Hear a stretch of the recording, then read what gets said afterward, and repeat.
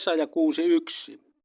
Kuningas Ussian kuolivuotena, niin minä näin Herran istuvan korkean ja korotetun valtaistuimen päällä, ja hänen liepensä täyttivät temppelin. Niin minä näin Herran. Jesaja näkee Johannes 12.4.1 mukaisesti Jeesuksen. Näitä Jesaja puhui, koska näki hänen kirkkauden ja puhui hänestä.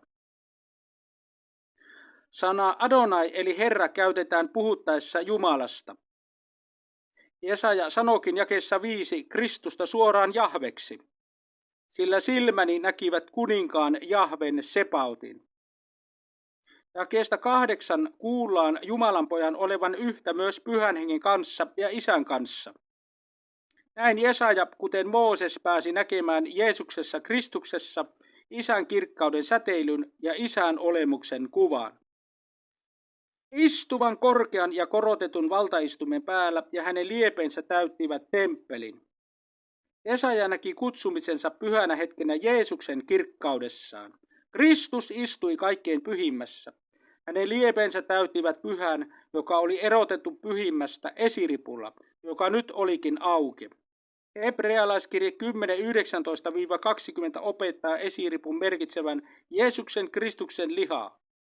Omistavina siis, veljet, luottamuksen sisäänpääsyyn pyhiin Jeesuksen veressä, minkä hän vihki meille vastateurastetun kautta uuden ja elävän tien esiripun, se on hänen lihansa kautta.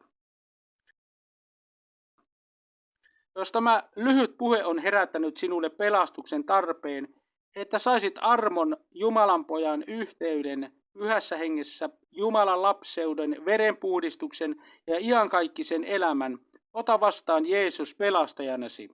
Voit sanoa, Jeesus, uskon kautta ristin täytettyyn tekoosi ja vereesi, otan vastaan pelastuksen ilmaisen lahjan nyt. Ja jos uskot Jeesukseen, julistan sinun syntisi anteeksi Jeesuksen nimessä ja veressä.